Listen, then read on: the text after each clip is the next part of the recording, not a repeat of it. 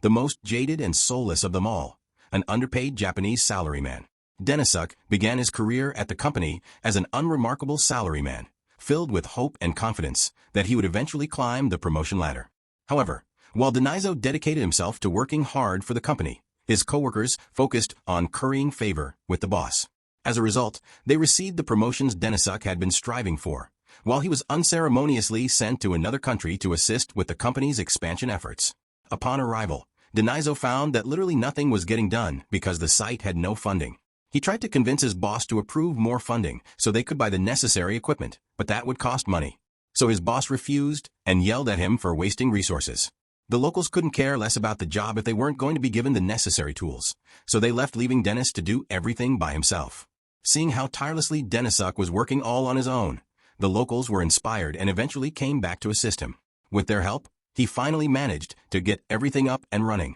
Just as he thought things were settling down, he received a call from his boss. Denisuk initially believed his efforts had finally been acknowledged and hoped for a well-deserved bonus. However, he couldn't have been more wrong. There wasn't even a token pizza party in his honor. Instead, all he got for his relentless hard work was even more work. His company decided to transfer him to yet another country for a different expansion project. By this point, Dennis had begun to question his life choices, realizing that he was wasting his life for a company that clearly didn't care about him. While distracted by his existential dread, he wasn't paying attention to his surroundings and ended up getting run over by Moped K. That kind of explains how he ended up here. But Denisuk thinks there must have been some kind of mistake because there's no way the Demon Lord meant to summon a guy like him. The Demon Lord addresses Denisuk by name and informs him that he has been summoned to serve as his new overseas manager. The Demon Lord explains that he has thoroughly reviewed reports detailing Dennis's relentless efforts, being assigned to his company's overseas branch, mastering the local language, and earning the trust of the locals to successfully establish the business. Based on these accomplishments, the Demon Lord is convinced that Denisuk is the ideal candidate to become one of his 4 elite generals. Denisuk is kind of happy, since this is the first time anyone has actually acknowledged all the hard work he's been putting in. However, he's hesitant to accept the position of Demon General because that would technically mean betraying humanity. The Demon Lord mentions that the position comes with full workers' benefits, and suddenly Denisuk doesn't think joining the Demon Army is such a bad idea anymore. Moreover, the Demon Lord genuinely values workers' rights, so he makes it clear that Dennis won't be forced to take the job if he's not interested. This approach makes Denisuk feel even more inclined to join.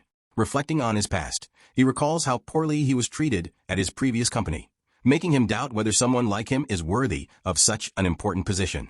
Just as he's about to turn down the Demon Lord's offer, the Demon Lord interrupts, declaring that Denisuk shouldn't let the mistreatment he faced at his old workplace determine his self-worth. The Demon Lord reminds Denisuk that his old company was run by obnoxious, selfish managers who only cared about themselves and would never pay attention to all the work he was putting in behind the scenes. The Demon Lord won't make that mistake because he knows how valuable Denisuk is as an employee. Now Denisuk has a choice: go back to his old company and be treated like trash once more, or stay here and help build the Demon Army. Denisuk remains reluctant to accept, but before he can respond, Alandra suddenly speaks up, voicing her objection to the idea of a weak human joining the Demon Army. Silid and Gnome quickly chime in as well, doubting how someone like Denisuk could possibly be of any use. Acknowledging their skepticism, the Demon Lord decides to put Dennis through a test to prove to the others just how capable he truly is. Denisuk starts freaking out, trying to explain to the Demon Lord that he has no powers and can't fight. But it's already too late. Alandra decides to attack him at full force to see what he's made of. She's heard something about otherworldly humans possessing special powers and tells Denisuk to try and stop her deadly kick. Just as the kick is about to land, the Demon Lord steps in and intercepts it. Mandra, confused, asks why he stopped her, but the Demon Lord calmly explains that she didn't let him finish speaking and completely misunderstood the situation. He gestures toward poor Denisuk, who had been so terrified by the ordeal that he fainted from the shock. The others are surprised because Alandro wasn't even trying that hard for Denisuk to pass out from an attack like that. It makes it seem like he's just a regular human. The Demon Lord informs them that Denizo truly is just an ordinary human, which only fuels the others' objections further. They argue that the Demon Army is entirely comprised of monsters, and if a human were to get involved in the ongoing power struggle between the demons and demi-humans, he would be devoured almost immediately. The Demon Lord acknowledges the existing friction among the factions within his army, but he insists that this is precisely why he needs Denisuk and the unique skills he brings to the table. He clarifies that he's not looking for someone with a durable body or immense attack power. Instead, what he values most in Denisuk is his ingenuity and resourcefulness. Just then Denisuk finally regains consciousness and begins pleading for them to let him go, because there's no way he can deal with attacks like the one Mandra just tried to hit him with. The Demon Lord tells him to calm down and explains that he won't be expected to fight, but he does intend to give Denisuk a fitting exam. He explains that the demon army is currently trying to create a pact with the surrounding tribes. So far they've managed to reach agreements with the Salamanders and Werewolves West, but negotiations with the Minotaur tribe have been quite difficult. Dennis's test will be to do whatever it takes to form a pact with the minor tribe. With Dennis's exceptional negotiation skills, the Demon Lord believes it should be straightforward to earn the trust of the miners and strike a peaceful agreement. Denu, however, fails to see anything simple about trying to negotiate with miners. Despite his doubts, the Demon Lord is confident in his abilities and encourages Denisuk to consult Mandra if he has any questions. Afterwards, Mandra leads Dent down the hall so he can begin negotiating with the Minotaur.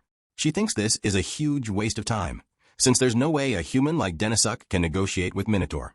Denisuk also thinks she's right about him being useless, but the Demon Lord seemed so sincere when he talked about how much he needed Denisuk. All Denisuk has ever wanted is to have his hard work recognized, so he wants to live up to the Demon Lord's expectations as much as he can. At that moment, Mandra informs Denisuk that they've arrived at the meeting room where the minor tribe's chief is waiting. Denisuk is taken aback by the enormous size of the room, but Mandra explains that it's only natural, since Minotaur are such large creatures. As a word of caution, she warns him that Minotaur are notoriously ferocious, and if he isn't careful he might find himself trampled to death. As Alandra opens the door, Denisuk has no idea what to expect from the minor chief, but he intends to do his best to negotiate no matter what. However, once he actually sees the minor chief, he freaks out. There's no way he could negotiate with someone like Tyrius without instantly dying. Alandra feels bad for him, so she offers to help with the negotiations, and Denisuk is really thankful for the help. But then he sees Mandra start arguing with Tyrius, and he gets the feeling that negotiations aren't going so well. Alandra can't comprehend why Tyrius is dissatisfied with everything they've offered him. Tyrius claims that she doesn't understand what he's trying to say, and, as a result, no progress is made on the pact. Frustrated, Mandra leaves the meeting room. She struggles to understand why Terrace is now so resistant to the agreement, especially since he was initially open to the idea. Just as they were about to finalize the deal, he suddenly started shouting blah blah repeatedly, despite returning several times to see if he might change his mind. All Tyrius ever says is blah, leaving Alandra completely unable to figure out what he wants. Alandra can't possibly see a resolution, so she's going to leave the rest for Denisuk to figure out. Although she fully expects him to fail miserably, Denisuk starts having a full-on panic attack because he thinks there's no way to get around this mess. As he's walking through the halls trying to figure out what to do, he spots a bar sign and decides to head in to clear his head. The bartender hands him a warm towel to help him relax, and Denisuk orders a drink. As he takes a seat to gather his thoughts, he wants to focus on the negotiations, but he feels stuck, since there's little he can do if the client outright refuses to negotiate. However, as he reflects, Denisuk begins to suspect that Tyrius might not actually be rejecting the negotiations entirely. He recalls a similar experience from his past, where a client kept saying no, but by carefully reading the client's eyes, he was able to discern their true intentions, ultimately leading to a successful agreement for both parties. Now Denisuk knows what he needs to do. He finishes his drink and heads outside to do what businessmen do: negotiate. Meanwhile, Mandra is back in the Demon Lord's throne room giving a report about her conversation with Tyrius. It didn't lead to any meaningful breakthrough, so she doesn't think Dennis will be able to achieve anything either, especially since he just arrived in this world today. The Demon Lord, however, still believes in Denisuk and urges Mandra to wait and see what he's capable of achieving. Though Alandra doesn't understand what the Demon Lord sees in Denisuk, she decides to check on him to ensure he's doing all right. When she finds him, he's busy stuffing several bags full of hay. Curious, she asks what he's up to, and Denisuk explains that he's preparing to have a proper conversation with Tyrius. She tries to tell him that it's pointless since Tyrius isn't willing to negotiate. But Denisuk still thinks there's a chance. He just needs to look Tyrius in the eyes and convey his emotions properly, so the two of them can understand each other. Alandra observes that Denisuk seems much more confident than before, and this time he enters the meeting room to speak with Terrace, without a trace of fear. The next morning Mandra goes to the meeting room to check if Denisuk has survived the night. However, when she peers inside, she's met with the sight of a room filled with hay. But neither Denisuk nor Tyrius is anywhere where to be found. At first she thinks the negotiations must have failed, leading to a massive fight. But just then Danuk comes in and tells her everything is fine. In that case, she wants to know why there's hay all over their sacred demon castle, and more importantly, she asks where Tyrius went. Denisuk tells her that Tyrius is currently finalizing the pact agreement with the Demon Lord. Alandra is stunned that Denisuk managed to secure Toth's agreement in just one night. Denisuk explains that all he did was take the time to understand Tyrius better, which made the negotiation process surprisingly simple. Alandra had assumed Tyrius was refusing to negotiate because he kept shouting blah repeatedly. However, as it turns out, Tyrius actually believed the negotiations were progressing smoothly all along. Denisuk had experienced something like this before with an international client. The client in question was really enthusiastic about saying no to him. So Denis thought the negotiation was going to end in failure. But to his surprise, the man then reached out for a handshake and he realized it was all a misunderstanding. The same thing applied to Tyrius. Denisuk took some time to research Minotaur culture and discovered that Minotaur always bring hay with them to use as ding whenever they visit someone else's home. It turned out that Tyrius had been trying to request his hay all along. Once Denisuk realized this, the negotiation proceeded without any further issues. Now man realizes that she had misunderstood Tyrius and left him in that room to sleep on the cold floor. So she feels really bad. But Tyrius tells her it's all right, since it was an honest mistake, and he shakes her hand to show that there are no hard feelings. As Tyrius departs, the Demon Lord approaches Denisuk and Alandra. He asks Alandra if she now understands why he's so eager to have Denisuk join their ranks. Alandra concedes that Denisuk truly has remarkable skill when it comes to Negat negotiations, having successfully passed the Demon Lord's test. Denisuk is officially appointed as one of the Demon Lord's 4 generals. To mark this new position, the Demon Lord places a bracelet on Denis's arm as a symbol of his authority. As a gesture of her newfound respect for Denisuk, Alandra formally introduces herself and expresses her eagerness to work alongside him. As a new friend, Denis is gradually finding his footing as one of the demon generals. It's a relief that he now has his own office and a boss who seems supportive, but it's clear this new environment will take some time to adjust to. Now that his position as one of the demon generals is official, Denis decides it's only right to formally introduce himself to the others. With that in mind, he makes his way to Sid's room and gives a knock at the door. To his surprise, it's a girl who answers and asks him what he wants. Denis explains that he's here to introduce himself to Silid.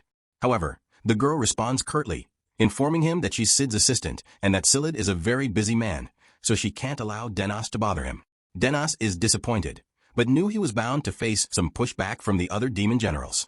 He decides to just come back later to try again. However, before he could leave, Mandra comes running up to him because she has something important to say. The Demon Lord has another assignment for Denis, so Denis goes to meet with him immediately and is informed of an agreement he is working on. For the demon army to grow in strength, he needs the support of all the surrounding Demium nations, and among all those nations, the Ogre tribe is particularly influential. Their military strength rivals that of the demon army, making them a potential threat to the demon empire if they were to turn hostile. For this reason, the Demon Lord is aiming to hold merger negotiations with them to unite their forces. However, the ogres are famously difficult to bargain with, and so far no agreements have been made. Even so, with Denis handling the matter, the Demon Lord is confident that an agreement can be reached, which is why he's granting Denis full authority over the negotiations. While Denis is grateful for the Demon Lord's trust in him, he can't ignore the very real danger of potentially losing his life to the ogres if he goes alone. Alandra volunteers to escort him to the ogre tribe. However, before that, Denis says he wants to go meet with Gnome, since she's in charge of the Demium division of the demon army, and she might have some valuable information about the ogres. Alandra thinks Denis is right but absolutely refuses to go anywhere near Gnome because she has beef with her. So instead she says she'll go check on the carriages. While Denis talks with Gnome, Denis makes his way to the training grounds where Gnome is conducting her daily training session. He is thoroughly impressed by what he observes. Not only are Gnome soldiers highly skilled in combat, but she also excels at keeping their morale exceptionally high. After the training concludes, Gong turns her attention to Denis and inquires about the reason for his visit. Denis explains that he is there to ask if she has any information about the ogre tribe. Gnome admits she doesn't know much, but mentions that their leader, Augur, is infamous for being incredibly difficult to engage in conversation. She warns Denos that negotiating with him will be a significant challenge.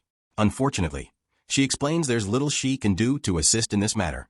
Besides, she has no interest in collaborating with Mandra under any circumstances, so she firmly asks Denos to take her away from there. Denos didn't even realize Mandra had been standing behind him, so he asks her why she's here and why she's so angry. Well, Mandra says she already finished checking the carriages, so she came to get Denos, since she was worried about him. But she can't contain herself. After seeing Gnome, the two start arguing, and Denos is starting to get worried about how much Mandra and Gnome hate each other. Denos and Alandra finally reach the ogre castle, but before they can go inside they are halted at the gate and informed that they must wait for Chief's permission to enter. Alandra finds it absurd that they are being left outside for so long. But Denos, having encountered this tactic before, realizes that Ogre is deliberately using the delay to unsettle them and weaken their ability to negotiate effectively. He knows it's crucial for them to remain composed. However, Mandra is barely managing to contain her growing fury and seems ready to lose her temper. Thankfully, before she can act out, August's assistant comes out and tells the two that they may now enter. As they walk in, Denos notices how scruffy Ogre's armor looks. Eventually, they make it to Ogre's throne room and come face to face with Augu himself. But when Mandra tries to start the negotiations, he tells her to shut up. He doesn't care why they are here, because he's never going to listen to what they have to say, unless, of course, they came to surrender to him, in which case he might hear them out, but only if they agree to kill their chief. The demon lord Alandra can hardly believe the sheer absurdity of what just came out of Ogre's mouth, and she's seconds away from losing it completely. However, Denos quickly grabs her hand, urging her to stay calm, reminding her that a violent reaction is precisely what Augur is trying to provoke. Turning to Augur, Denos speaks in his most composed and professional tone, stating that he and Alandra are stepping outside for a quick discussion. Once they're outside, Alandra unleashes her fury, ranting about Augur's audacity and cursing his very existence for daring to say such a thing. She's absolutely ready to march back in and rip him apart, but Denos manages to steady her, reiterating that reacting to Augur's provocation is playing right into his hands. He is intentionally saying things to get them angry in hopes that they cause a scene, so negotiations break down. That way he can avoid directly rejecting the negotiation and blame its failure on the two of them. Now that she knows what Air was trying to do, Alandra decides to calm herself down, but she's still really frustrated by the fact that Augur insulted the demon lord. To be honest, Denos is just as angry, but acting on that anger would only hurt their chances of success here, so they have to be careful about how they respond. That said, Augur has no intention of negotiating, leaving them with few options at this stage. At that moment, the girl they encountered earlier appears and introduces herself as Alilu, Augur's daughter. Acknowledging that her timing might seem impolite, she hesitantly makes a request. She asks for Denos and Mandra's assistance in handling her father. Alilu then guides them to a vacant room, explaining that it serves as the food cellar, and as they complain, see it's completely empty. The ogres are known for their strength and influence among the Demium, but recently they've run into financial trouble, and it has gotten so bad that a lot of their people are struggling to find food to eat. Denos assumed something like this was going on because when they came in he saw the terrible state of the ogre's equipment, along with the cold and empty feeling he got from the castle itself. This kind of situation usually occurs when large companies begin to decline. They make it seem like everything's going well, but on the inside they are constantly on the brink of bankruptcy. That's exactly what's going on with the ogre tribe, and Alilu believes that the only way to rebuild it is to rely on the demon army's help. Her father, however, refuses to listen to her, and, to make matters worse, he's currently ill. They've been trying to keep his condition a secret, which is why they had Alandra and Denos wait outside earlier while they prepared him for the meeting. But his health is steadily deteriorating. Augu doesn't have much time left, and if he were to die under the current circumstances, it would spell disaster for their tribe. Desperate, she begs Denos for his help. While Denos acknowledges her concerns, he also reprimands her for divulging such critical information as the chief's daughter. She needs to exercise greater caution when deciding who to trust. Alilu can tell that Denos is a good person. She's pretty confident in her ability to discern the nature of people, which is why she told him about the situation. Now she asks Denos to help her save the ogre tribe by marrying her. After hearing this, Denos freaks out and Mandra begins burning with rage. But Alilu is serious about her proposal. All the ogres in her tribe are as dumb as rocks, so the only way for Alilu to ensure the prosperity of the tribe is for a smart guy like Denos to marry her and become the new chief. Denos attempts to dissuade Alilu from making any hasty decisions, but she's adamant that this is the only way to save the ogre tribe. She's even ready to make their marriage official on the spot, but Mandra steps in and prevents it from happening. Later that evening, Denos finds himself in his office, grappling with the predicament. He's an ogre refuses to negotiate and Alulu is determined to marry him. Failing his second mission for the Demon Lord is not an option, so he decides to retreat to the bar in his mind to clear his thoughts. This time, however, Denos isn't alone.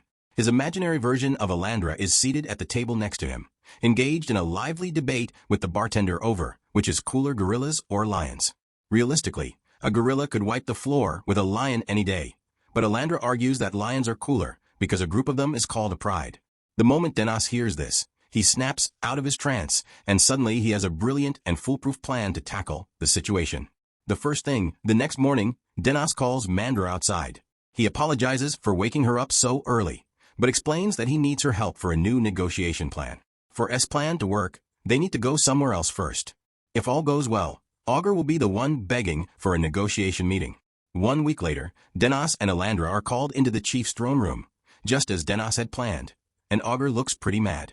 Augur has just learned that all the neighboring tribes have allied with the demon army over the past week, and he demands an explanation. A week earlier, Denos had shared his strategy with Alandra. Rather than focusing on convincing Augur, they would first recruit the smaller tribes. It wouldn't be too difficult since, like Augur's tribe, the other tribes were also grappling with food shortages, making them susceptible to the promise of support. While Mandra grasped the logic behind Den's plan, she hadn't anticipated it would succeed so effectively. By forcing Augur into negotiations, Denos' strategy mirrored what he used to do when selling products back on Earth. If he tried to approach a big company directly, he would usually be rejected. Instead, he would market to smaller companies first, and eventually the big company would be forced to contact him to avoid being left behind. Similarly, if all the surrounding demi-humans joined the demon army, the prideful chief wouldn't let that go unanswered. For the moment, Denos f's ignorance claiming he merely proposed an alliance with the smaller groups to help them survive by gaining the demon army's support. This explanation only fuels Augur's anger further, as he never authorized any negotiation. Everything is unfolding perfectly, though, because with or now visibly agitated, he becomes far more vulnerable to Den's negotiation techniques. Denos then calmly reveals that these alliances weren't orchestrated by him alone. He had Lulu's assistance. Augur can't believe that his own daughter would betray him like this, but she tells him it was necessary for the sake of their ogre tribe. The only way out of their current situation is to rely on the demon army's aid. As much as he may not want to admit it, times have changed. He's grown old and is currently sick, so they need to join the demon army to survive. Just then Denos chimes in and offers an alternative to Augur. Instead of joining the demon army, they could form an equal partnership. Truthfully, Denos is making this up. He hasn't altered a single detail of the agreement. However, by presenting it as an equal partnership, it appeals to the pride of the ogre chief, making him far more likely to consider it. As anticipated, Augur doesn't appear entirely against the idea, but requests some time to mull it over. A couple of days later, Mandra comes running into Denos' office to share the good news. She tells Denos that AAR has agreed to the alliance with a demon army. While this is great news, Denos has more pressing matters to handle. The demon lord told him to pick out an assistant, so he has been reviewing applications. Honestly, he wishes he could just pick Alandra since she's so reliable. Alandra misunderstands this as a proposal and becomes a little embarrassed. At that moment, there's a knock at the door. Denos opens it to find Alulu standing there. She announces that she's come to act as a representative of the ogre tribe in their alliance with the demon army. Expressing her deep gratitude, she explains that her father has become far more diplomatic since their encounter. To show her appreciation, she says she's willing to do anything to repay him.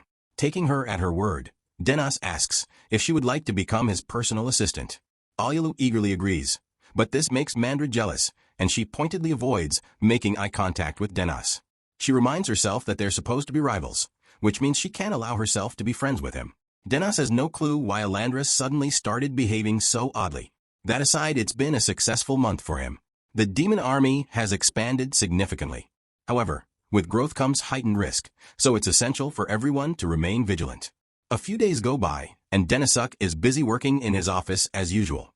When Alulu enters and informs him that she has successfully negotiated with the Were-Bear tribe, just as he had requested, she explains that as long as their conditions are met, they are willing to support the demon army. Dennis is pleased to hear that the talks with the Werbear tribe went smoothly, but Alulu has something else to share. She mentions that word has gotten around about Dennis being recognized for all the effort he has been putting in and that an awards ceremony will be taking place soon. She adds that she'll give him more details once his lunch break is over. Dennis has no clue what kind of award awaits him, but knowing the Demon Lord, he's confident it will be something far more exciting than a simple pizza party. At that moment, Alandra walks into Dennis's office, bringing lunch for the two of them to share, as they always do.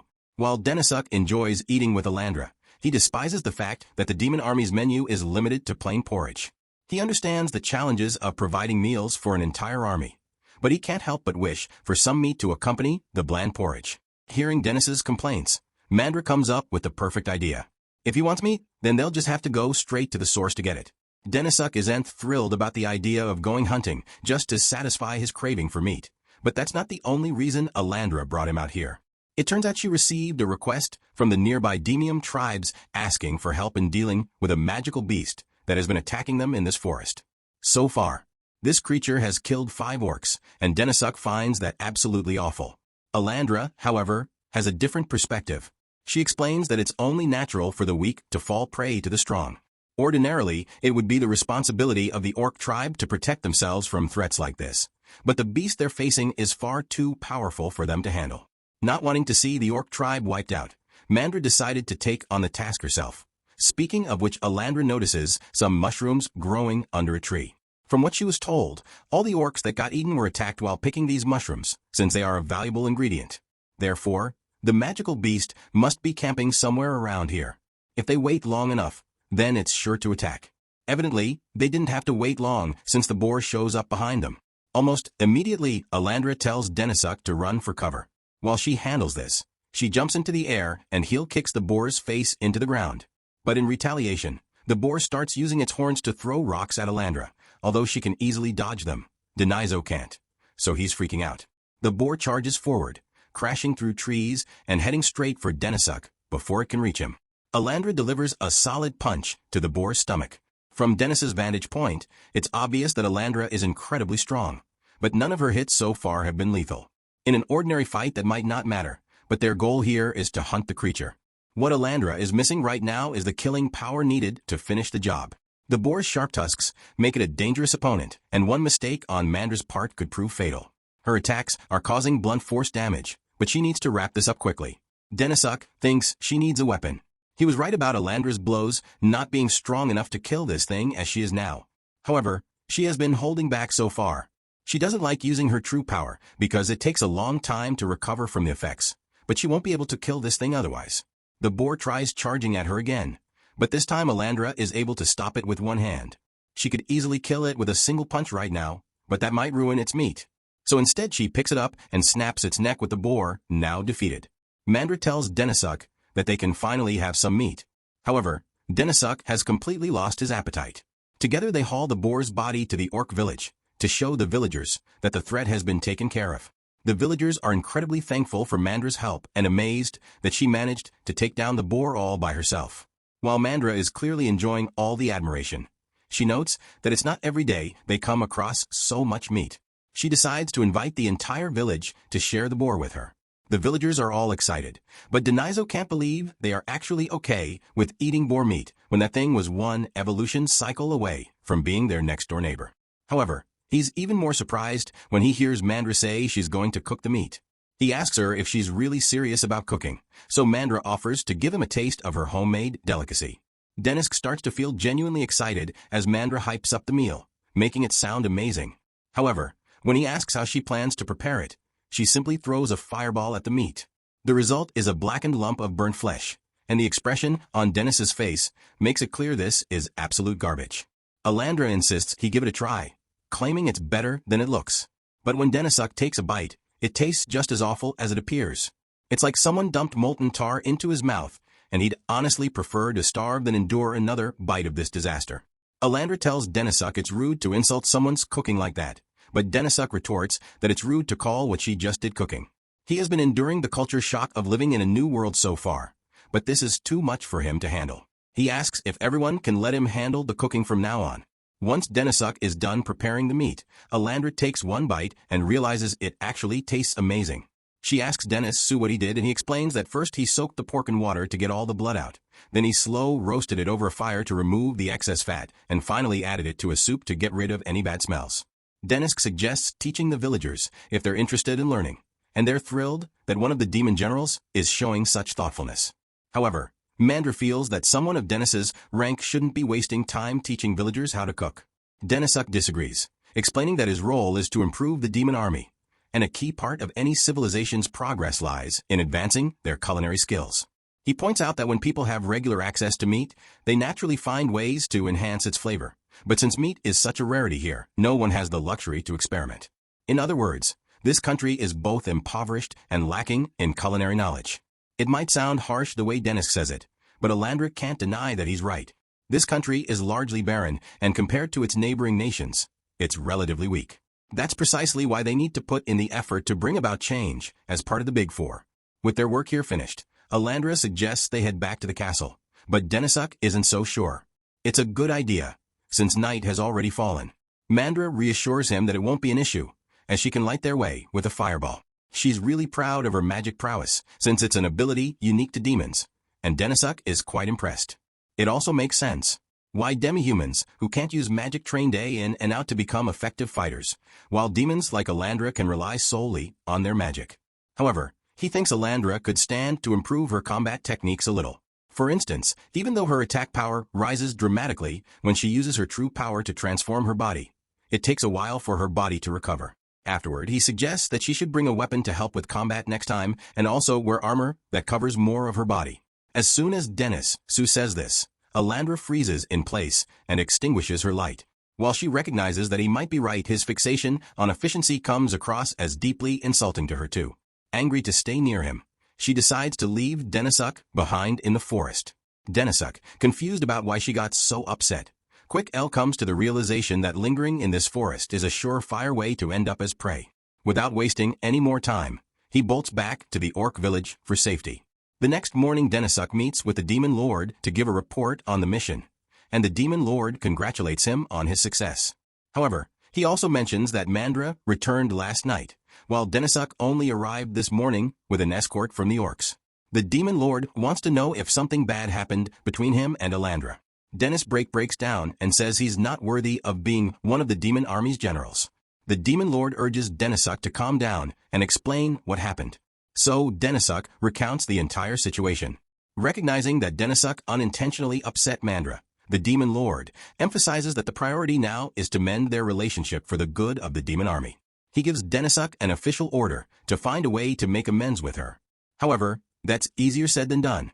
Dennis remembers how proud Alandra was when she mentioned that only demons are capable of using magic, but he suspects there's more to it than just that. Determined to find a solution, he begins reading a demon history book to gather some insight. Denisuk soon finds a chapter talking about how a strong physique is essential for a demon's magic power. This is why demons take great pride in their bodies, and often wear extremely revealing clothes. Denisuk now understands why Mandra got so upset.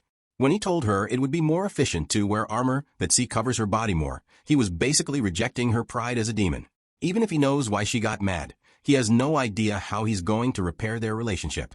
Meanwhile, back at the castle, Alialu has just finished chopping firewood for the day and is preparing to move on to her next task.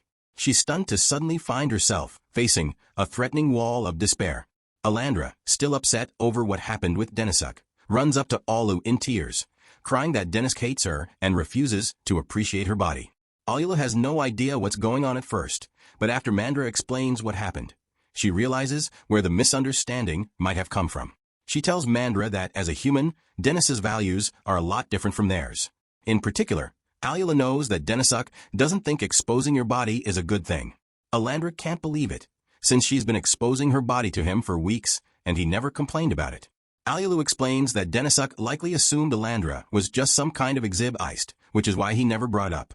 Hearing this, Alandra suddenly realizes that if Denisuk was uncomfortable with her exposed body, then all the physical gestures of affection she had shown him might have seemed like inappropriate behavior. Overwhelmed with embarrassment and anger at herself for abandoning Denisuk in the forest, she begins slamming her face into the floor. Repeatedly, Alialu pleads with her to stop, worried that the floor won't be able to withstand much more of her outburst. Alandra asks Alialu for advice on what she should do now, since she got mad at Denisk for no reason. Alialu tells her about a discussion she had with him when she first became his assistant. He told Alialu that he wanted her to stay true to her desires, no matter what, because he wanted her to feel free to talk about any troubles she had, so they could come to a solution together, regardless of any misunderstandings. Alialu is sure Mandra can make up with Denisuk as long as they talk it out. Dennis and Mandra eventually cross paths in the sea castle stairwell, each with something important to get off their chest. Alandra blurts out that she's not trying to act like an easy girl. She just wanted him to compliment her body. At the same time, Denisuk admits that he thinks her body is attractive. They both pause for a moment to process each other's words and, realizing they're finally on the same page, Denisk takes the opportunity to apologize. He confesses that he didn't know much about demons and hadn't understood that his words would come across as offensive to her. Alandra accepts his apology and also apologizes to Denisuk. She acknowledges that it wasn't his fault that he didn't know about demon culture, and even if she was mad, she shouldn't have left him alone in the middle of the forest. Denisuk did nearly die because of that. So Mandra feels really guilty. But since he ended up being okay, Denisuk says he forgives her. He's glad they were able to make up, and now that they've gotten the chance to learn a little about one another, Denisuk thinks they can become great partners, although he still doesn't realize that Mandra interprets the word partner as a marriage proposal. Later, the demon lord summons all his subordinates for an important announcement. With alliances now established among the various tribes, the demon army has become significantly stronger than it was before, and it's all thanks to the tireless efforts of his newest general, Denisuk.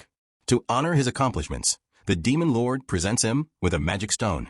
Denisuk feels deeply honored to receive such a priceless gift, but he humbly declines, explaining that he didn't achieve this alone. None of it would have been possible without Mandra's unwavering support by his side. Dennis steps up to Alandra, kneels before her, and asks her to accept the magic stone alongside him. While Alandra is thrilled, she also panics because Dennis is doing this in front of a crowd with so many onlookers. What Dennis doesn't realize is that presenting a magic stone to a woman is essentially a marriage proposal in this world. So without even knowing it, he proposed to her in front of all the leaders of the demon army. The only reason Alandra doesn't immediately say yes is that she's too embarrassed by all the eyes on her. Watch this next video on screen and subscribe to not miss next part.